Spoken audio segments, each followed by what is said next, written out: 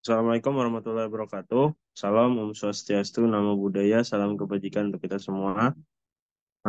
Pertama-tama perkenalkan, nama saya Ibrahim. Saya dari kelompok 2, kelas A1, semester 5.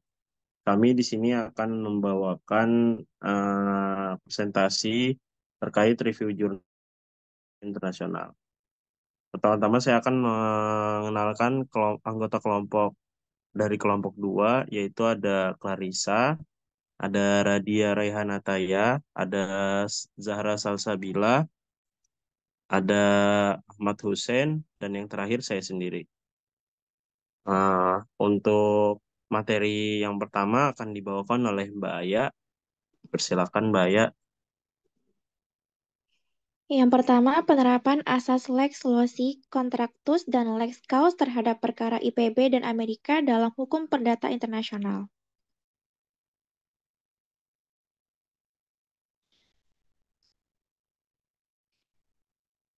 Abstrak. Abstrak dalam jurnal ini memberikan ringkasan singkat dan jelas tentang topik yang dibahas, bahwa jurnal ini menganalisis bagaimana kedua asas tersebut diterapkan dalam kasus pengiriman 800 ekor kera dari IPB ke Amerika, di mana terjadi peristiwa kera melahirkan dan mengalami stres, sehingga dokter IPB melumpuhkan induk kera dan menyuntik mati anaknya.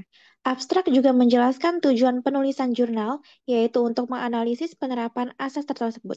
Abstrak juga menyatakan bahwa penerapan kedua asas tersebut terbukti efektif karena hukum Indonesia digunakan sesuai dengan perjanjian yang ada antara IPB dan Amerika. Selanjutnya ada pendahuluan. Yang pertama, latar belakang. Pendahuluan memberikan latar belakang yang cukup jelas tentang pentingnya hukum internasional dan asas-asas yang berlaku di dalamnya. Jurnal ini menekankan bahwa Indonesia adalah negara hukum yang menerapkan aturan hukum baik di dalam maupun di luar negeri. Yang kedua ada rumusan masalah. Rumusan masalah yang diajukan jelas dan terfokus pada penerapan asas Lex Loci Contractus dan Lex Causa dalam kasus IPB dan Amerika. Yang ketiga ada tujuan penelitian. Tujuan penelitian dijelaskan dengan jelas dan selaras dengan rumusan masalah yang diajukan. Tujuan jurnal ini adalah untuk menganalisis penerapan asas Lex Loci Contractus dan Lex Causa dalam kasus IPB dan Amerika. Dan yang terakhir ada metode penelitian. Metode penelitian yang digunakan yaitu metode normatif, dijelaskan dengan ringkas dan mudah dipahami. Jurnal ini menjelaskan bahwa metode normatif dilakukan dengan menelusuri bahan pustaka dan bacaan dari sumber terkait masalah yang dikaji. Pembahasan selanjutnya akan dibahas oleh Bung Husen. Oke, selanjutnya kita akan masuk di pembahasan. Jurnal ini memberikan penjelasan yang cukup baik tentang hukum perdata internasional, termasuk sumber-sumbernya dan relevansi dengan kasus IPB dan Amerika.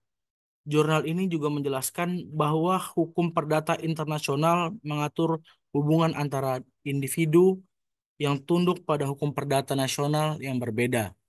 Nah, jurnal ini juga menjelaskan sumber-sumber hukum perdata internasional, termaksud traktat, perjanjian, undang-undang, asas hukum, hukum kebiasaan, jurisprudensi nasional dan internasional, dan doktrin hukum.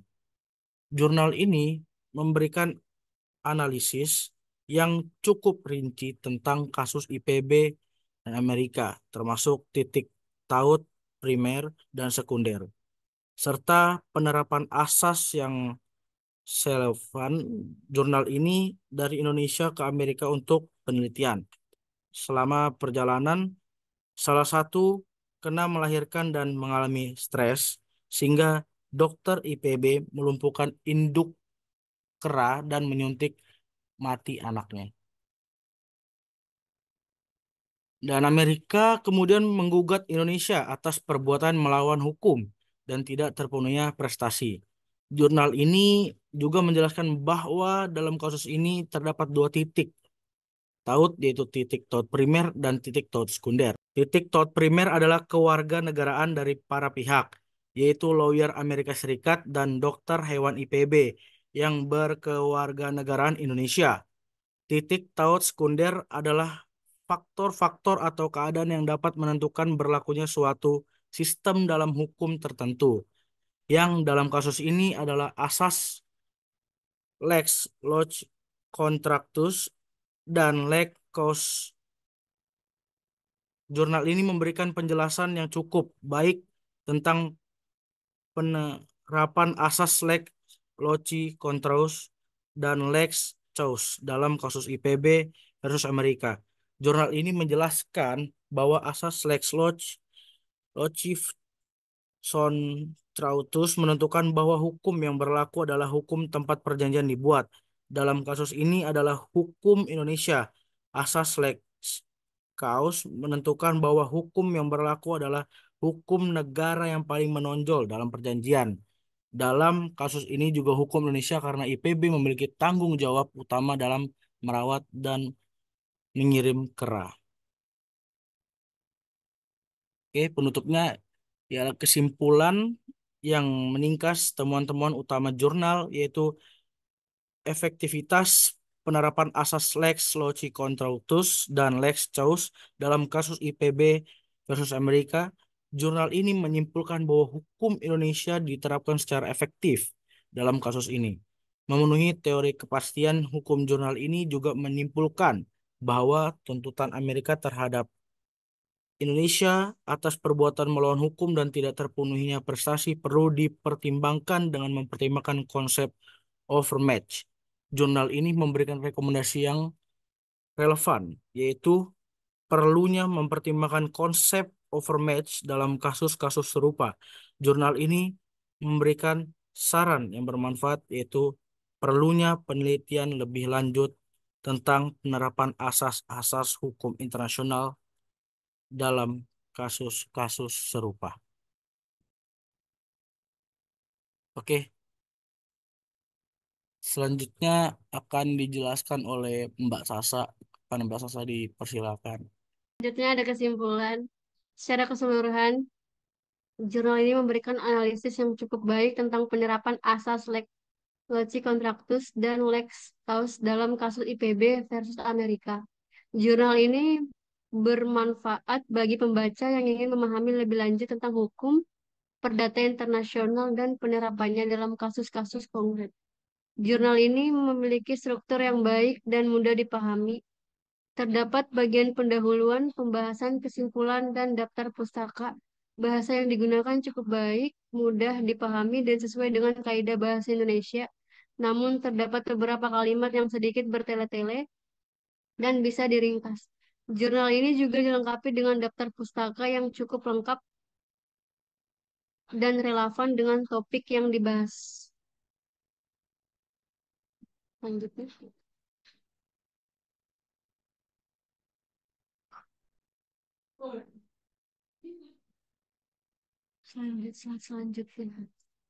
Selanjutnya membahas jurnal tentang pemakaian hukum asing dalam hukum perdata internasional, kewajiban dan pelaksananya di pengadilan Indonesia.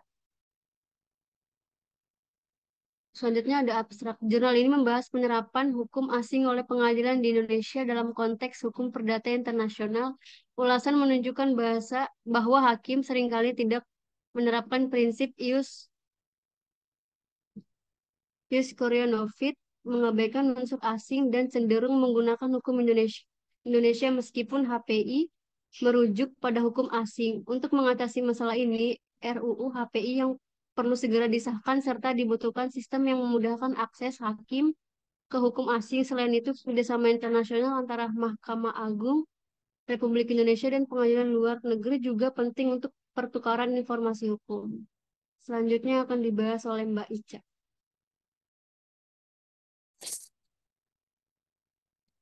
Baik, selanjutnya ada pendahuluan. Hukum perdata internasional di Indonesia seperti di negara lain mengizinkan pemakaian hukum asing untuk mengatur peristiwa keperdataan yang mengandung unsur asing. Aturan ini diatur dalam berbagai perundangan dan sumber hukum perdata internasional yang dikenal sebagai choice of law rules atau cons of law rules. Misalnya dalam kasus perkawinan antara warga negara berbeda, hakim harus menentukan hukum mana yang berlaku dan tidak bisa otomatis menerapkan hukum nasional. Penetapan hukum yang tepat bertujuan untuk memastikan keadilan bagi semua pihak yang terlibat.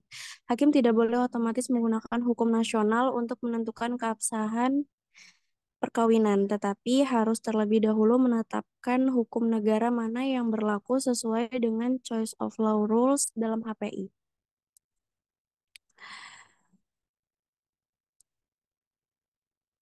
Dalam konteks perbuatan melawan hukum atau PMH, peraturan Indonesia tidak secara spesifik mengatur hukum mana yang berlaku. Doktrin yang umum digunakan adalah lex loci delicti komisi, yaitu hukum dari tempat di mana PMH dilakukan.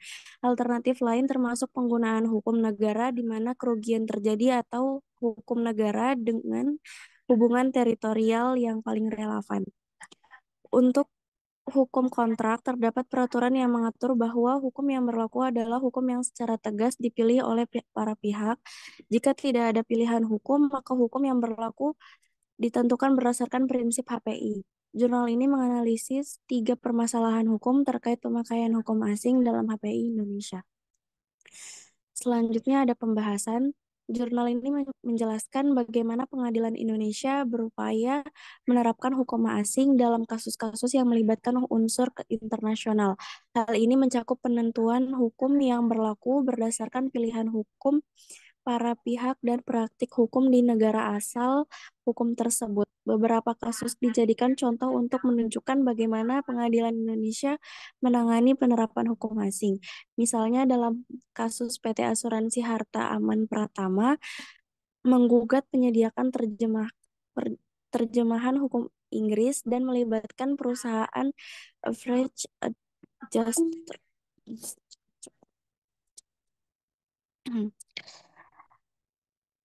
Untuk menjelaskan hukum yang berlaku, Pengadilan Negeri Jakarta Pusat kemudian memutuskan berdasarkan informasi tersebut. Jurnal ini juga mencatat bahwa dalam beberapa kasus, pengadilan cenderung mengabaikan unsur asing dan lebih memilih untuk menerapkan hukum Indonesia. Contohnya dalam kasus PT Indah Kiat Pulp dan Paper Tbk versus Bank Amerika National Trust Company. Pengadilan tidak mempertimbangkan hukum New York meskipun ada pilihan hukum yang ditetapkan oleh para pihak. Selanjutnya akan dilanjutkan oleh Bung Ibrahim. Ini belum ada jadwal buat ke Jakarta lagi buat ngangkat.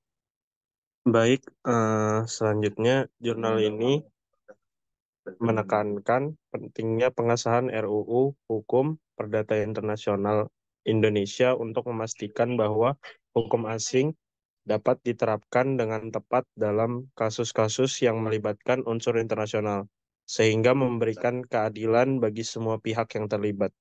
Secara keseluruhan, jurnal ini memberikan wawasan mendalam tentang tantangan dan praktik penerapan hukum asing di pengadilan Indonesia, serta menyarankan langkah-langkah untuk meningkatkan efektivitas penerapan hukum tersebut.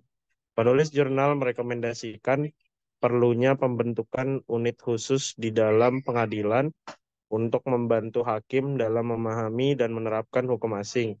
Selain itu, ada seruan untuk kerjasama internasional guna meningkatkan pemahaman tentang sistem hukum asing yang relevan. Selanjutnya,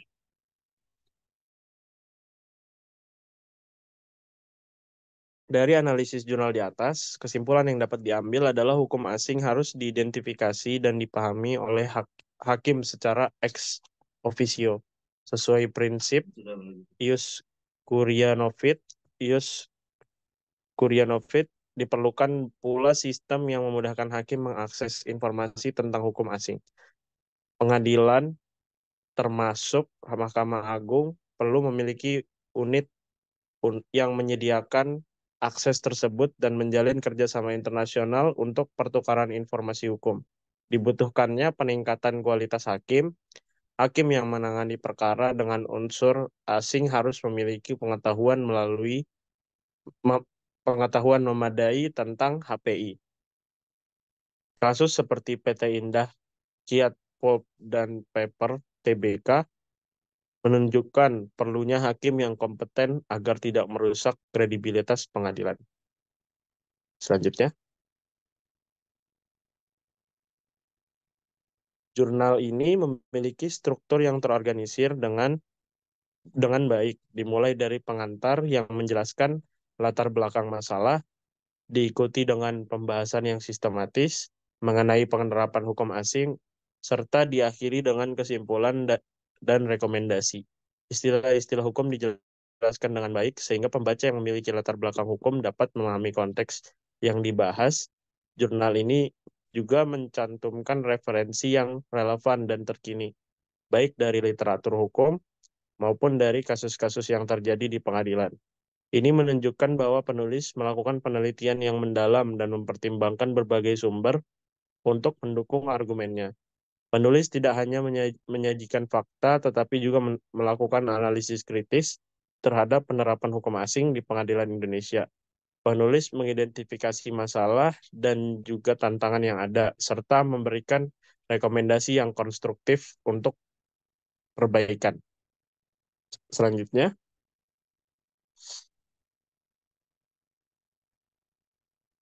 ya, mungkin hanya ini saja dari kelompok 2. Kurang lebihnya mohon maaf. Wassalamualaikum warahmatullahi wabarakatuh.